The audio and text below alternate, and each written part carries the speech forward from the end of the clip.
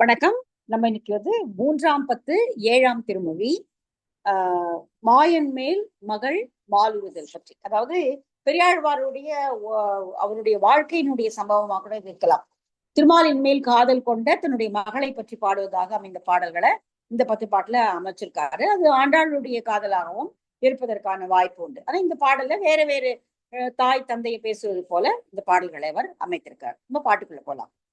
ஐய புழுதி உடம்பு அலைந்து இவள் பேச்சும் அலந்தலையாய் செய்ய நூலின் சிற்றாடை செப்பன் உடுக்கவும் வல்லல் அல்லல். கையில் சிறு தூதையோடு இவள் முற்றில் பிரிந்தும் இழல். பை அரவணை பள்ளியானோடு கை வைத்து இவள் வருமே. ரொம்ப சின்ன பெண், மிக சிறியவள், சுற்றில் வைத்து விளையாடக்கூடியவள். சிறு தூதைனா அந்த விளையாடக்கூடிய செப்புகளை வைத்துக் கொண்டு இன்னும் மற்ற குழந்தைகளோடு விளையாடி கொண்டிருப்பவள். தலையை சேர்த்து கட்டும்படியான ஒரு இது கூட அவளுக்கு வரல. அது அடுத்த பாட்டுல வருது. அந்த சிற்றாடை கூட இன்னும் மாறல. சிற்றாடையிலிருந்து புடவையாக மாறக்கூடியன்னா அந்த வயசுல ரொம்ப சின்ன வயசுல புடவை கட்டிடுவாங்க இல்லையா குழந்தைங்களுக்கு. இங்கே சிற்றாடை தான் கட்டியிருக்கிறாள். ஆனால் எப்படி அவளுக்கு மாயவன் மேல அப்படி ஒரு அபிமானம் வந்ததுன்னு தெரியலையே. அவனை அவனோடு இவள் மனம் கலந்ததாக பேசுவது, நடந்து கொள்வதெல்லாம் எப்படி நடந்ததுன்னு தெரியலையே அப்படிங்கிறார். ஏன்னா ரொம்ப சிறிய மகள், ரொம்ப விளையாடக்கூடிய குழந்தை அவள். அவளுக்கு எப்படி திருமாலின் மேல் மையல் வந்தது அப்படின்னு மையல் கூட சொல்ல முடியுமான்னு தெரியல. மையல் என்றால் அந்த அந்த வயதுக்கேற்ற வரக்கூடிய காதலோ அல்லது ஆசைக்குதான் மையல்னு சொல்ல முடியும். ஆனால் இந்த குழந்தை இப்பொழுது திருமாலோடு மனம் ஈடுபட்டு இருப்பது என்ன காரணம் தெரியலையே அப்படின்னு முதல் பாட்டுல சொல்றார். ஐய புழுதி உடம்பு அலைந்து இவள் பேச்சும் அலந்தலையாய். மேனியிலே புழுதி பட விளையாடக்கூடிய சிறுமி இன்னும் அவள்.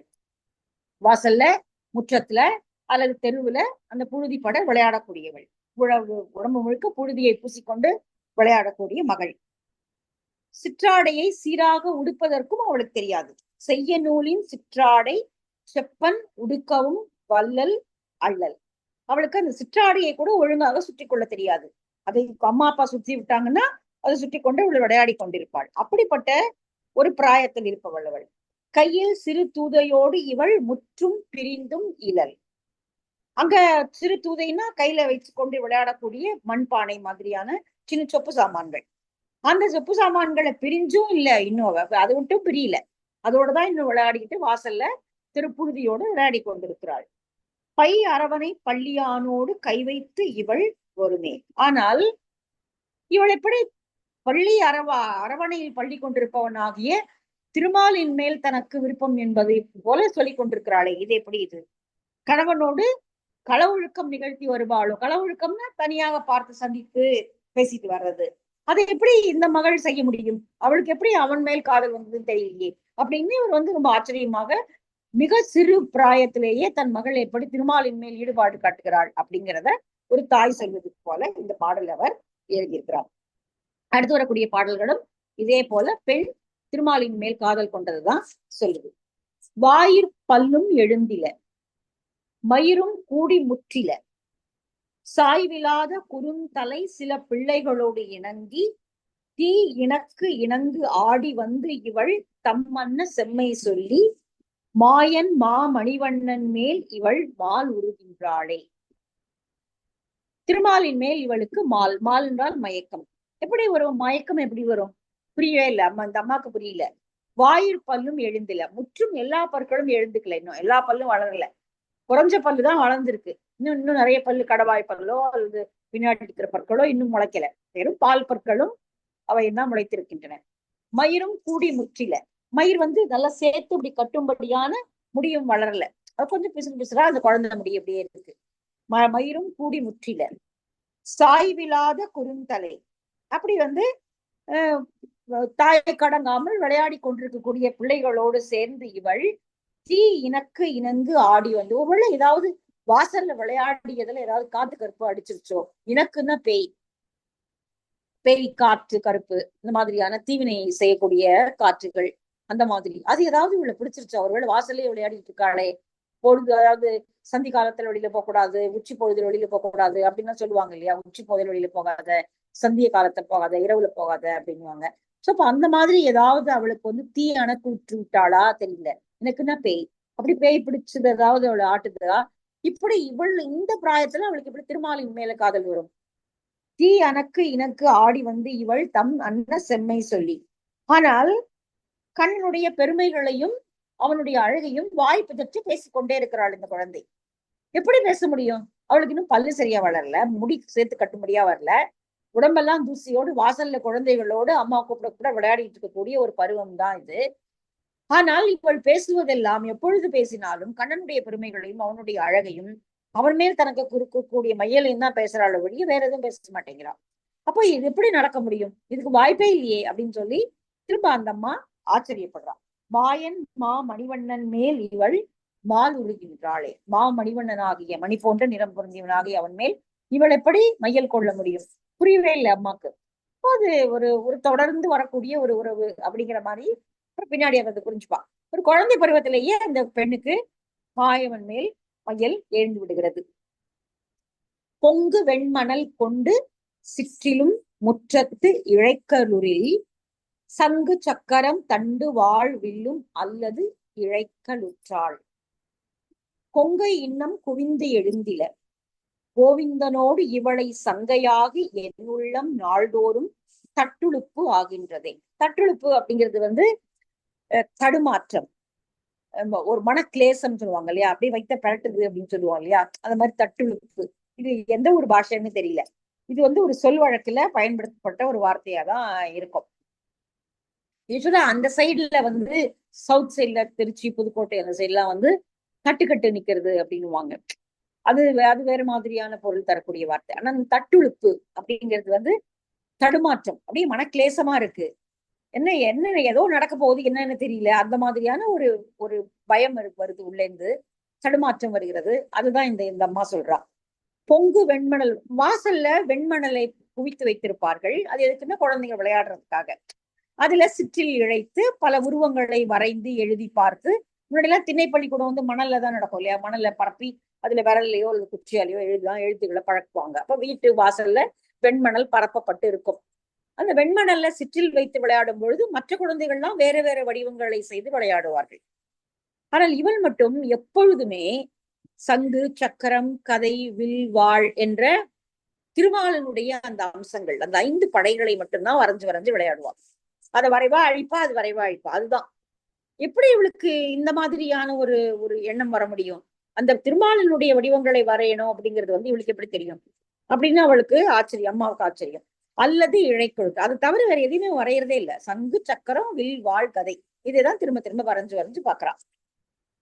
கொங்கை இன்னும் குவிந்து எழுந்தில, அந்த குழந்தை வளரக்கூடிய பருவத்துல சில உடலியல் மாற்றங்கள் வரும் இல்லையா பெண் குழந்தைகளுக்கு, அது போல எந்த மாற்றமும் கூட இன்னும் வரல. கொங்கை இன்னும் குவிந்து எழுதல. அவள் வந்து ஒரு பருவமடைய போகிறாள் அப்படின்னு சொன்னா கூட சரி, ஓகே, இந்த பருவமடைய போகிறாள், அதுக்கு தகுந்த உணர்வுகள் வந்து விட்டன அப்படின்னு சொல்லலாம். ஆனால் இங்க அவள் பருவமடைவதற்கான கொங்கை இன்னும் குவிந்து எழுதல, அவளுடைய மார்பகங்களும் இன்னும் வளரவில்லை. கோவிந்தனோடு இவளை சங்கையாகி, ஆனால் இப்படிப்பட்ட ஒரு இளம் பருவத்திலேயே அவள் கண்ணனோடு தன்னை சம்பந்தப்படுத்தி கொண்டு பேசுவதும் நடந்து கொள்வதும் இப்படியெல்லாம் செய்வதையும் பார்த்தால் என் மனம் தட்டுழுப்பு, என் மனம் தடுமாற்றம் அடைகிறது. என்னது இது, இது எங்கிருந்து இந்த மாதிரியான ஒரு விஷயம் நடக்குது அப்படின்னு புரியலையே அப்படின்னு அந்த அம்மா வந்து கவலைப்படுறா. தன்னுடைய மகள் வந்து இப்படி கண்ணன் மேல் காதல் உருபவளாக இருக்கிறாளே அப்படின்னு சொல்லி கவலைப்படுவதாக இந்த பாடலை அவர் அமைத்திருக்கிறார். சரி, அடுத்த பாடல். ஏழை பேதை ஓர் பாலகன் வந்து என் பெண் மகளை எல்கி தோழிமார் பலர் கொண்டு போய் செய்த சூழ்ச்சியை யார் குறைக்கேன். ஆழியான் என்னும் ஆழ மோழையில் பாய்ச்சி அகப்படுத்தி மூளை உப்பு அறியாதெனும் மூதுரையும் இழலே. இவளுக்கு வந்து புகழ்மிக்கவனாகி கண்ணனோடு இவங்க யாராவது அவளுடைய தோழிமார்கள் கூட்டிட்டு விளையாடி போகும்போது கூட்டிட்டு போய் அவளை வந்து அவனுக்கு அறிமுகப்படுத்தி அவன் மேல் காதல் உண்டாக்கி விட்டார்களோ என்னவோ தெரியலையே அப்படிங்கிறா. இது தானா தன் பெண்ணு செஞ்சுதான் இருக்காது அப்படின்னு அவளுக்கு ஒரு நம்பிக்கை. அவளுக்கு தெரியாது, அவ குழந்தை தானே. இப்ப யாராவது இவ கூட்டிட்டு போய் அவளை அறிமுகப்படுத்தி வச்சு கண்ணனோட அறிமுகப்படுத்தி வைக்க இவள் அவன் மேல் மையல் கொண்டு விட்டாளோ என்னமோ தெரியலையே. அவன் ஆழியான் அல்லவா, அவன் வந்து ஆழி, கடல் போன்றவன். அவன் கடலிலே பள்ளி கொண்டிருப்பவன், கடல் போன்றவன். அந்த கடலில் இருக்கக்கூடிய அந்த சுழல்ல போய் சிக்கி கொண்டால் வெளியில வர முடியுமா? ஆழ மோழை அப்படின்னா அந்த கடலில் இருக்கக்கூடிய ஒரு சுழல். அந்த சுழலில் போய் சிக்கி கொண்டால் மீண்டு வர முடியுமா? நம்முடைய குழந்தை இப்படி போய் தெரியாம சிக்கிக்கிட்டாளே. அப்புறம் சட்டியில இருக்கக்கூடிய பண்டத்தினுடைய சுவையை அந்த அகப்பை அறியாது அப்படின்னு சொல்லுவாங்க இல்லையா? சட்டியினுடைய இது அகப்பை அறியுமா அப்படின்னு பழமொழி சொல்லுவாங்க. அந்த பதார்த்தத்தினுடைய ருசி சட்டிக்கும் தெரியாது, அகப்பைக்கும் தெரியாது. அது சாப்பிட்றவனுக்கு தான் தெரியும். அது போல தெரியாம போய் இது இங்க போனா இப்படி ஆகும் அப்படின்னு தெரியாம போய் இது உள்ள விழுந்துட்டாளா தெரியலையே.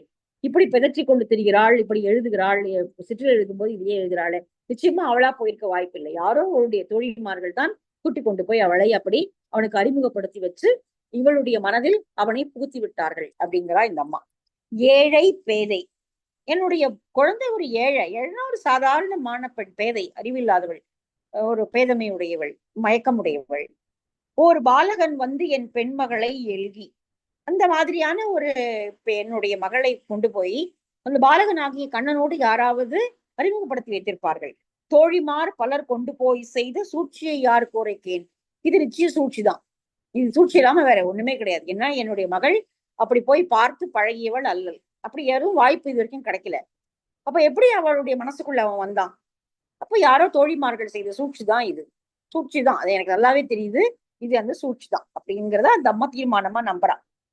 ஆழியான் என்னும் ஆழ மோழையில், மோழை அப்படின்னா அந்த கீழ் ஆற்றுக்குள்ள போற அந்த சுழி. அந்த ஆத்துல எல்லா ஆற்றுலயும் போய் குளிக்க முடியாது இல்லையா? ஆறு நல்லா தெரிஞ்சவங்க தான் போய் அந்த ஆத்துல குளிக்கிறதுக்கான சரியான இடம் இருக்கும். எல்லா இடத்துலயும் ஆற்றுல போய் குளிச்சிட முடியாது. ஏன்னா அங்க சுழி இருக்கும். திடீர்னு அடிச்சு அந்த வாட்டர் கரண்ட்ல கூட அது மாறி எடுத்துட்டு போயிடும். அதனால அதுல போய் குளிக்கிறது ரொம்ப ஜாக்கிரதையா தான் குளிக்கணும். அப்போ அவரே ஒரு ஆறு போன்றவன், ஆழியில் பள்ளி கொண்டிருக்கக்கூடிய ஆறு போன்றவன். அப்போ அவனுக்குள்ள போய் மூழ்கினா இவளால வெளியில வர முடியுமா? இவள் ஏதோ ஒரு அந்த சுழலில் போய் சிக்கி கொண்டாள் போல இருக்கிறது. ஆழியான் என்னும் ஆழமோழையில், அந்த ஆழியானே ஒரு சுழல் தான், அந்த திருமாலே ஒரு சுழல் தான். அவனை போய் நீங்கள் பற்றி கொண்டீர்கள் என்றால் அவன் உங்களை சும்மா திரும்பி வெளியில வரவே விட மாட்டான். அவன் தனக்குள்ளேயே திரும்ப இழுத்துப்பான். பாய்ச்சி அகப்படுத்தி அந்த அந்த சுழிக்குள்ள விழுந்துட்டா போல இருக்கு. ஆழியான் என்னும் சுழிக்குள்ள விழுந்துட்டா. இனிமே எப்படி வெளியில வர்றது, தப்பிக்கிறது எப்படி? மூளை உப்பு அறியாது என்னும் மூதுரையும் இழலே. அந்த அந்த சட்டுவம்னா கரண்டி இல்லையா? அந்த சட்டுவத்துக்கு அந்த பதார்த்தத்தினுடைய ருசி தெரியாது அப்படிங்கிற மூதுரையும் இவளுக்கு தெரியுமா? தெரியாது, சின்ன குழந்தை. அப்போ தெரியாம போய் காலை விட்டுறது அப்படின்னு சொல்லுவாங்க இல்லையா? தெரியாம போய் அதுல மாட்டிக்கிட்டா போல இருக்கு. அவன் மேல் மையல் கொண்டு விட்டால் அவனிடமிருந்து நீங்க முடியாது அப்படிங்கிறது இந்த குழந்தைக்கு தெரியாது. அப்படி தெரியாது யாரோ அவளை போய் அவனுக்கு அறிமுகப்படுத்தி விட்டு இதுல அவளை மாட்டி வைத்து விட்டார்கள். இல்லைன்னா எப்படி என் குழந்தைக்கு தெரிய முடியும்? இது போல பிதற்றுவதை போல ஒரு நிலைமைய அவள் எப்படி அடைந்திருக்க முடியும் அப்படின்னு அம்மா அந்த தன்னுடைய மகள் திருமாலின் மேல் மையல் கொண்டிருப்பதை சொல்லி கவலை விடுகிறாள். சரி, அடுத்ததும் இதேதான். எல்லா பக்கமும் போய் துழாய் மாலையை, துளசியால செய்த மாலையை எடுத்துக்கொண்டு போய் அங்கேயும் இங்கேயுமா எடுத்துட்டு போறா. அங்க போறா, இங்க போறா. இது நாராயணனுக்கு தான் இந்த மாலைங்கிறா, திருமாலுக்கு தான் இந்த மாலைங்கிறா, இப்படி சொல்லிட்டு திரியிறா. அந்த ஊர்ல நிறைய பேருக்கு கண்டுபடும், நிறைய பேர் பார்த்திருப்பாங்க. ஓ, இந்த மாதிரி ஒரு பொண்ணு இப்படி இருக்கு போல இருக்கு அப்படின்னு சொல்லி ஏதாவது கேடு விளைவிக்கலாம், தூஷணை செய்யலாம். அதனால பேசாம உள்ள வச்சு பூட்டிடுவோம் இவளை அப்படிங்கிற மாதிரி ஒரு நினைப்பு வருது அவளுக்கு. நாடும் ஊரும் அறியவே போய் நல்ல துழாய் அலங்கல்னா மாலை சூடி நாராயணன் போமிடமெல்லாம் சோதித்து ஒளி தருகின்றாள். அவன் எங்கெல்லாம் போவான்னு அவளுக்கு தோணுதோ அங்கெல்லாம் இந்த துழாய் மாலையை எடுத்துக்கொண்டே போகிறாள். இது நிச்சயம் ஆண்டாளதான் அவர் சொல்றாரு. கூடி கொடுத்த சுடர் கொடின்னு சொல்லப்படக்கூடிய இந்த மாலையை எடுத்துக்கொண்டு அவள் ஒவ்வொரு இடமா போறா. நாராயணன் இங்கதான் பார்த்தேன், அங்கதான் பார்த்தேன்னு இந்த மாலையை எடுத்துட்டு எல்லா இடத்துக்கும் போயிட்டு வரா. நாடும் ஊரும் அறியவே, எல்லாரும் பாக்குறாங்க. அந்த ஊர்ல இருக்கிற எல்லாருக்கும் இப்ப தெரியும் அவள் என்ன செய்கிறாள் என்றும், அவள் யார் மேல் மையலிட்டு இருக்கிறாள் என்றும் எல்லாருக்குமே தெரியும். நாடும் ஊரும் அறியவே போய் நல்ல துழாய் அலங்கல், நல்ல தேர்ந்தெடுக்கப்பட்ட துழாய்களை துளசியை எடுத்து மாலையாக கட்டி எடுத்துக்கொண்டு சூடி நாராயணன் போமிடம் எல்லாம் அந்த மாலையும் அணிந்து கொள்கிறாள். அவனுக்குதான் மாலை, ஆனா இவ போட்டுட்டு கண்ணன் போகிற இடமெல்லாம் போயிட்டு வரா. சோதித்து ஒளி தருகின்றாள். எல்லாரும் அப்படி தேடிக்கொண்டு அவன் இங்க இருக்கிறானோ, இல்லது பிருந்தாவனத்துல இருக்கிறானா, அங்க இருக்கிறானா, அங்க இருக்கிறானா என்று தேடிக்கொண்டு திரிகிறாள் ஒவ்வொரு இடமா. கேடு வேண்டுகிறார் பலர் உளர். இந்த ஊர்ல நமக்கு கெடுதல் செய்ய வேண்டியவங்க நிறைய பேர் இருக்காங்க. பாக்குறவங்க யார் வேணாலும் செய்யலாம். சொந்தக்காரங்க இருக்காங்க, நண்பர்களாக இருப்பவர்கள், நண்பர்களின் நடிப்பவர்கள் இருக்கிறார்கள். இவ்வளவு அழகான பெண் இருக்கிறாளே, இவளை கேடு செய்ய வேண்டும் என்று நினைப்பவர்கள் நிறைய பேர் இருக்கிறார்கள். அதனால கேசவனடி இவளை படுகாவல் இடுமின் என்றென்று பார் தடுமாறினதே. அதாவது மனத்தடுமாற்றம் அடைந்து பிதற்றி கொண்டிருக்கக்கூடிய இந்த பெண்ணை வேறு யாராவது கேடு செய்து விடுவதற்கு முன்னாடி அவன் கண்ணனோடு சேர வேண்டும் என்று காத்திருக்கிறாள். அப்படி சேருவதற்கு முன்னாடி யாராவது கேடு செய்து விட போகிறார்கள், இவளை பத்திரமாக காவலில் வையுங்கள் என்று சொல்லி ஊர் சொல்லுவதாக இங்கே தாய் சொல்றாள். படுகாவல் இடுமின் என்று பார்த்தடுமாறினது. பார்த்துக்கோங்க, பார்த்து பத்திரமா வச்சுக்கோங்க, பெண்ணை உள்ள காவல்ல வைங்க அப்படின்னு சொல்லி ஊர்ல இருக்கிறவங்க எல்லாம் அப்படி சொல்றாங்களே, அப்படி சொல்லும்படியான ஒரு நிலைமையை அவள் செய்து விட்டாளே அப்படின்னு சொல்லி இங்க அந்த தாய் சொல்றாள். நல்ல பாடல் இல்லையா? அடுத்தது இதே மாதிரி கண்டினியூஸா அடுத்து வரும். அடுத்தது எவ்வளவு நான் செல்லமா வளர்த்தேன், எவ்வளவு செல்லமா அவளை அவளுக்கு எல்லாம் போட்டு நகை போட்டு அழகு பார்த்து, அழகு ஆபரணங்களை சுட்டி அழகு பார்த்து எவ்வளவு சிறப்பா அவளை நான் வளர்த்தேன். ஆனா அவளுக்கு என்னோட இருக்கணும்னு தோணுதா? அவளுக்கு என்னோட இருக்கணும்னு இஷ்டம் இல்லை. அவளுடைய மனசு இப்போ கண்ணனை நாடி போய்விட்டது. இனிமே கண்ணனோட தான் இருப்பேன் அப்படிங்கிறது அவளுடைய எண்ணமாகவும் ஆகிவிட்டது. நான் எதுக்கு வளர்த்தேன் இவ்வளோ? இப்படி வளர்த்து கடைசியில என்னோட இருக்கவா போகிறாள் அவள் அப்படிங்கிற மாதிரி அடுத்த பாட்டுல சொல்றான். பட்டம் கட்டி பொத்தோடு பெய்து இவள் பாடகமும் சிலம்பும் இட்டமாக வளர்த்து எடுத்தேனுக்கு என்னோடு இருக்கலுறாள். பொட்டப்போய் புறப்பட்டு நின்று இவள் பூவை பூவண்ணா என்னும் பட்டவார் குழல் மங்கை நீர் இவள் மால் உருகின்றாளே. எப்படி இவளுக்கு இப்படி ஒரு மயக்கம் வந்தது புரியவே எனக்கு. பட்டம் கட்டி பொற்றோடு பெய்து, நெற்றியிலே பட்டம் கட்டி காதிலே காதணி அணிவித்து பாடகம் சிலம்பு எல்லாம் கால் அணியக்கூடிய அணிகள் என்று இப்படியெல்லாம் அவளை நான் வளர்த்தெடுத்தேன். இவ்வளவு செல்லமா சீராட்டி அவளை நான் வளர்த்தேன். ஆனா அவ இப்ப என்னோடு இருக்கேங்கிறாளா? இல்ல. என்னோடு இருக்கலுறாள். என்னோட அவளுக்கு இருக்க இப்ப இஷ்டமே இல்லை. இப்ப என்னை விட்டு எப்படியாவது சீக்கிரமா போய் கண்ணனோடு போய்விட வேண்டும் என்பதுதான் இப்ப அவளுடைய எண்ணமே. என்னோடு இருக்கலுறாள். பொட்ட போய் புறப்பட்டு, இது ஒரு சொல் வழக்குதான். பொட்ட போய் அப்படியே வெடுக்குன்னு போட கிளம்பி போய், இப்ப விட்டா இப்பயே கிளம்பி போயிடுவா போல இருக்கு. இன்னும் அந்த திருமணம் செய்து வைக்கக்கூடிய நேரமோ காலமோ அந்த பருவமோ வரல. ஆனா இப்ப விட்டா கூட பொட்ட போய் புறப்பட்டு உடனே பொசுக்குன்னு அப்படி கிளம்பிடுவா போல இருக்கு. அப்படிதான் இருக்கா அவளுடைய செய்கைகளை பார்த்தால் அப்படித்தான் இருக்கிறது. விட்டால் இப்பவே கிளம்பி போயிடுவா. பொட்ட போய் புறப்பட்டு நின்று இவள் பூவை பூவண்ணா என்னும், இதே பூவை பூவண்ணான்னு திருப்பாவையிலையும் வரும். பூவை பூவண்ணா என்னும் வட்ட வார்குழல் மங்கை நீர், அழகான பெண்களே, நீண்ட கூந்தலுடைய பெண்களே, இவள் மால் உருகின்றாள். அவளுடைய தோழிகளிடமோ அல்லது உறவினரிடமோ அண்டை அசலாரிடமோ தாய் சொல்கிறாள், இவ்வளவு செலமா வளர்த்திருப்பேன் நான் அவளை. ஆனா இப்ப பாருங்க, அவ என்னோட இருக்கேங்கிறாளா? என்னோட இருக்க மாட்டேங்கிறா. இப்ப விட்டா உடனே கிளம்பி கண்ணனோடு போய் விடுவேன் அப்படிங்கிற மாதிரிதான் ஒரு நிலைமையில அவ இருக்கா. ஏன் இந்த மாதிரி ஆயிட்டா அவ அப்படின்னு சொல்லி ஒரு தாய் புலம்புகிறாள். சரி, அடுத்த பாடல். பேசவும் தெரியாத பெண்மையின் பேதையேன் பேதை இவள், பேதை இவள் கூசமின்றி நின்றார்கள் தம் எதிர் கோல் கழிந்தான் மூழையாய் கேசவாய் என்றும் கேடிலி என்றும் கிஞ்சுக வாய்மொழியாள் வாசவார் குழல் மங்கை மீர் இவள் மாலுகின்றாளே. அதை அடுத்த கடைசி வரி அதே முன்னாடி பாட்டுல பார்த்த மாதிரியேதான். வாச வார் குழல் மங்கை மீர், நறுமணம் பொருந்திய நீண்ட கூந்தலை உடைய பெண்களே, இவள் மால் உருகின்றாளே. இங்க மால்னா மயக்கம். இவளுக்கு எப்படி இந்த மாதிரி ஒரு மயக்கம் வந்தது அவன் மேல? புரியவே இல்லையே அப்படிங்கிறார். பேசவும் தெரியாத பெண்மையின் பேதையேன், பேதை நான். எனக்கு பெருசா அப்படி ஒண்ணும் உலகத்தெல்லாம் ஒண்ணும் தெரியாது.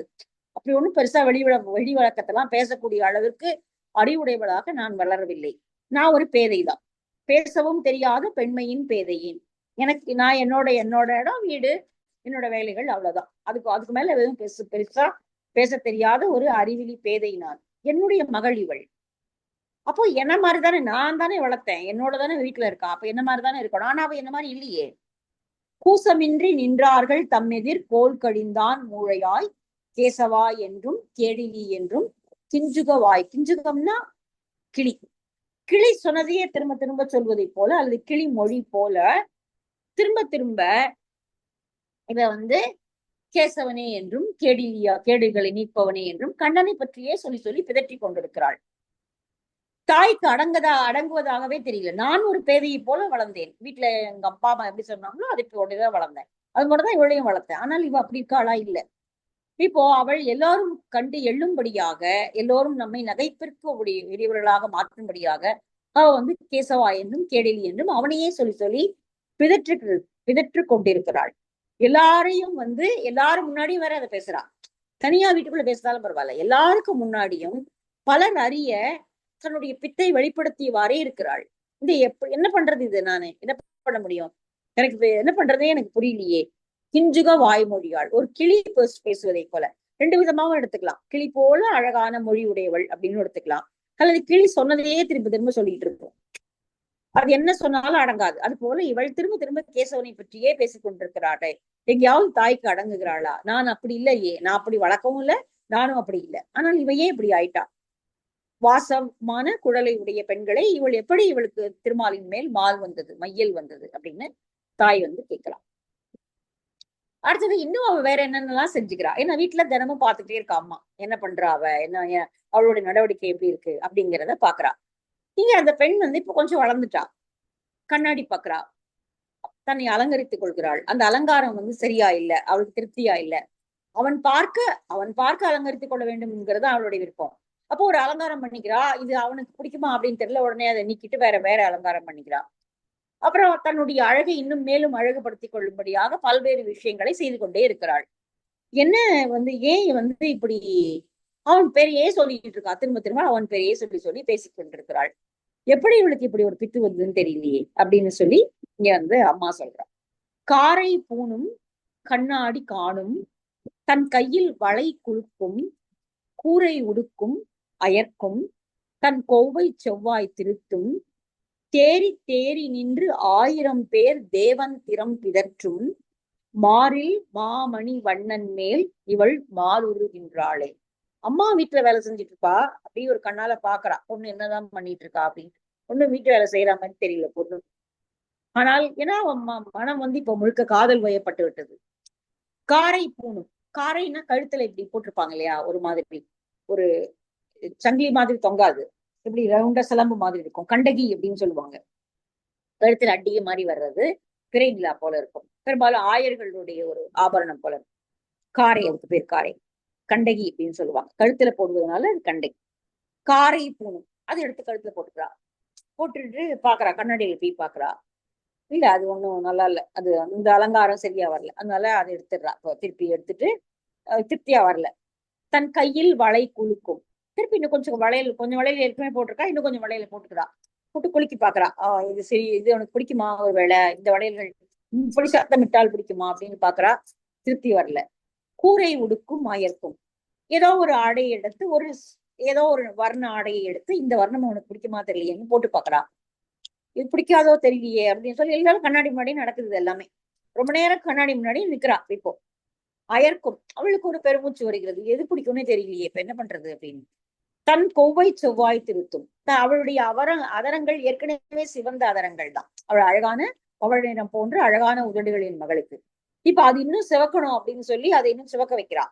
அந்த காலத்துல லிப்ஸ்டிக் கிடையாது, அதனால வந்து தாம்பூலம் தரித்து அந்த கொவ்வை செவ்வாயை இன்னும் அவள் சிறப்பாக்கிக் கொள்கிறாள். பாக் போடுறது இப்போ பழக்கம் தானே. போட்டு அந்த செவ்வாயை திருத்திக் கொள்கிறாள். தேறி தேறி நின்று 1000 பேர் தேவன் திறம் பிதற்றும், கொஞ்சம் தெளிந்து கொஞ்சம் அப்படி சாதாரணமா இருக்கும்போது ஏதாவது அவனோட பேரை சொல்லுவான். திரும்ப திரும்ப அதே மயங்கி மயங்கி விழுந்து விழுந்து அதே மயக்கத்திலேயே அவனுடைய 1000 நாமங்களை சொல்லி சொல்லி அவள் அவனை நினைத்து கொண்டே இருக்கிறாள். மாறில் மணிவண்ணன் மேல் இவள் மாறுகின்றாளே, மணிவண்ணன் பேர் இவள் மையல் கொண்டு விட்டாள் போல இருக்கிறத, என்ன செய்வதுன்னு தெரியல அப்படின்னு. இதே மாதிரி வந்து நம்ம திருவாசகத்துல பாட்டு வரும். முன்னம் அவனுடைய நாமம் கேட்டாள், மூர்த்தி அவனிருக்கும் வண்ணம் கேட்டாள், பின்னை அவனுடைய ஆரூர் கேட்டாள், பெயர்த்தே அவனுக்கும் பிச்சியானாள், தன்னை மறந்தாள் தன் நாமம் கேட்டாள், தலைப்பட்டாள் நங்கை தலைவன் தாளே. அப்படி கொஞ்சம் கொஞ்சம் கொஞ்சமா வர்றது. முதல்ல பேர் தான் கேட்கிறா. முன்னம் அவனது நாமம் கேட்டாள். அப்புறம் அவன் எப்படி இருப்பான் அப்படின்னு யாராவது அவனோட வடிவழகை சொல்லியிருப்பாங்க. எங்க சிவன் அது சிவனுடைய வடிவழக சொல்லியிருப்பாங்க. பூர்த்தி அவன் இருக்கும் வண்ணம் கேட்டாள். சரி, எல்லாம் சரி, எந்த ஊர் அவன் அப்படின்னு அப்புறம் அவனோட ஊரை சொல்றாங்க. திருவாரூரில் இருக்கிறான் அவன் அப்படி, திருவாரூரில் இருக்கும் அழகன் அவன் அப்படின்னு. பெயர்த்தும் அவனுக்கே பிச்சை ஆனாள். அதுல இருந்து இப்ப அவளுக்கு அவளுடைய பேர் தெரிஞ்சிருச்சு, அவனுடைய வண்ணம் தெரிஞ்சிருச்சு, அவளுடைய ஊரும் தெரிஞ்சிருச்சு. இப்ப அவள் பெயர்த்தும் அவனுக்கே பிச்சையானாள் அப்படின்னு சைவத்துல வரக்கூடிய பாடல் கிட்டத்தட்ட இதே மாதிரியான ஒரு பாடல் தான். சரி, அடுத்தது என்ன பண்றது இனிமே? கையை மீறி போயாச்சு. இனிமே இந்த பொண்ணை வேற யாருக்காவது கல்யாணம் பண்ணி கொடுக்க முடியுமா? கல்யாணம் பண்ணி கொடுத்தா அது நிக்குமா? அந்த கல்யாணத்தை இவள் வாழ வைப்பாளா?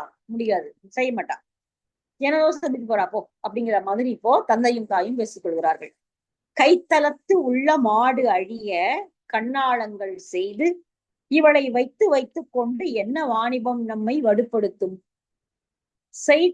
தலை எழு நாற்று போல அவன் செய்வன செய்து கொள்ள மை தடமுகில் வண்ணன் பக்கல் வளர விடுமீன்களே.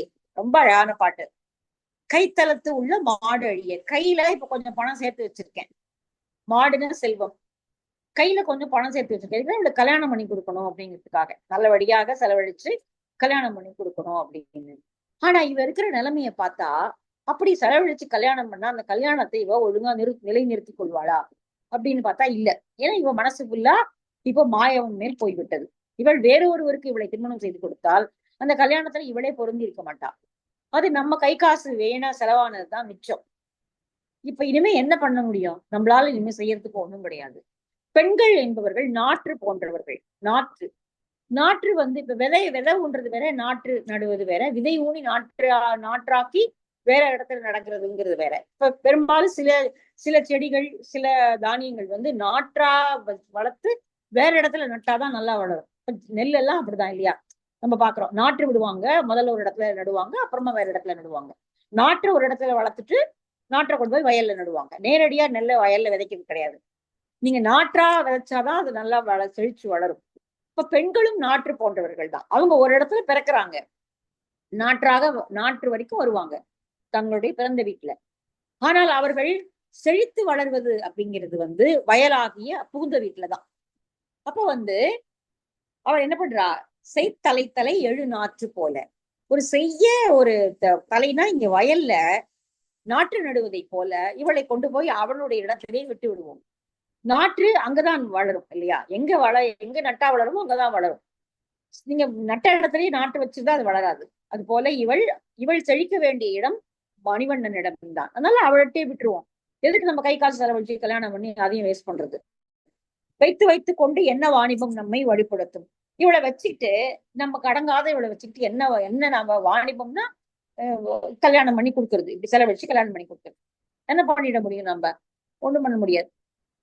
அதனால தலை எழு நாற்று போல, எப்படி நாற்ற ஒரு இடத்துல வளர்த்து இன்னொரு இடத்துல நட்டு வைக்கிறோமோ அது செழித்து வளர வேண்டும் என்பதற்காக இவளையும் அவன் பக்கமே விட்டுடுவோம். மணிவண்ணனோடவே இவளை சேர்த்து வச்சிருவோம். வேற வழி இல்லை. இல்லைன்னா இவள் வந்து இப்படி நம்மையும் அவள் சீராக்க மாட்டாள். இப்படி கல்யாணம் வேற யாருக்காவது கல்யாணம் பண்ணி வைக்கிறதும் அது தேவையில்லாத ஒரு பிரச்சனைகளை கொண்டு வரும். அதனால அவனோடய சேர்த்து விடுவோம் அப்படின்னு சொல்லி தந்தையும் தாயும் பேசிக் கொள்கிறார்கள். நல்லா இருக்கு இல்லையா? அழகா இருக்கு. அடுத்தது இதேதான், இதே பாடல் தான். இப்போ நம்ம அப்படி கல்யாணம் பண்ணி வச்சா இவ வந்து இப்ப நாம ஒண்ணு நினைக்கிறோம், அவ வேற ஒண்ணு நினைக்கிறா. நம்ம என்ன நினைச்சோம்? இந்த காசெல்லாம் சேர்த்து வச்சுப்போம், இதெல்லாம் இந்த சொத்தெல்லாம் அவளுக்கு தான், இதெல்லாம் வச்சு நல்ல இடத்துல கல்யாணம் பண்ணி வைப்போம் அப்படின்னு அவன் நினைச்சோம். ஆனா அவ என்ன நினைக்கிறா? மணிவண்ணனை தான் பண்ணிக்கணும்னு ஒத்த கால நிக்கிறா. அவனோட பேர்களை தான் சொல்லி தெரிகிறா. இப்ப நம்ம எதுக்கு போய் மீனாக மாறுபட்டு நம்ம ஏன் வந்து பண்ணணும்? ஒரு வைத்தியம் செய்யக்கூடியவன் ஒரு பதம் பார்த்து ஒரு மூலிகையை தயார் செய்வான். அந்த மூலிகையினுடைய பதம் சரியா வந்தாதான் நோயாளிக்கு நோய் தீர்க்கும். அந்த பதம் கெட்டு போச்சு அப்படின்னா நோயாளிக்கும் கேடு, மருந்து வீணாக போயிடும். அப்போ அந்த பதம் சரியாக இருக்கும் பொழுதே இவளாக ஓடி விடுவதற்கு முன்னாடி அல்லது பிறர் பழி சொல்லும் முன்னாடி அந்த பதம் வருவதற்கு முன்னாடி இவளை பேசாம அவனுக்கே கல்யாணம் பண்ணி வச்சிடலாம், அதான் சரியானது அப்படின்னு சொல்லி இப்ப அவங்க முடிவு எடுக்கிறாங்க. பெருத்த கண்ணாளங்கள் செய்து பேணி நம் இல்லத்துள்ளே இருத்துவான் எண்ணி நாம் இருக்க இவளும் ஒன்று எண்ணுகின்றாள். நாம என்ன நினைச்சோம்?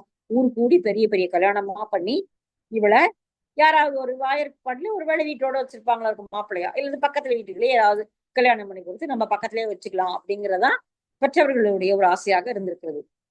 பெருத்த கண்ணாளங்கள் செய்து, கண்ணாளம் கூட பாருங்க வந்து ஒரு கலோக்கியலாக சொல்லக்கூடிய ஒரு வார்த்தை தான்.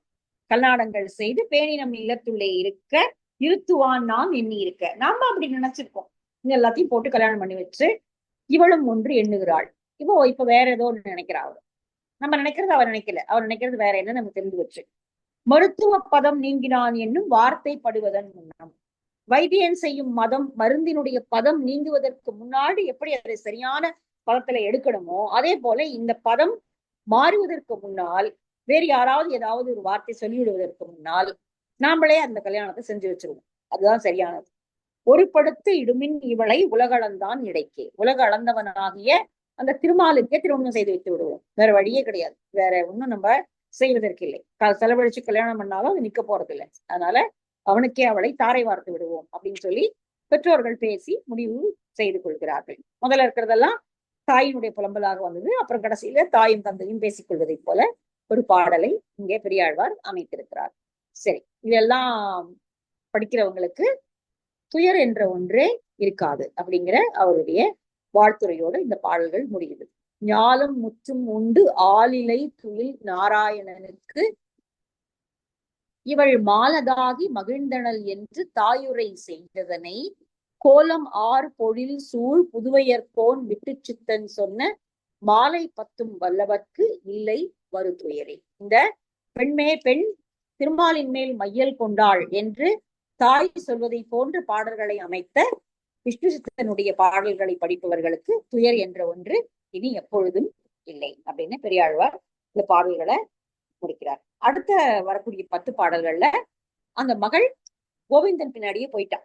உடன்போக்கு அப்படின்னு சொல்றது மாதிரி போயிட்டான். அடுத்தது அந்த பகுதி வருது. அடுத்தது நம்ம பார்க்கலாம்.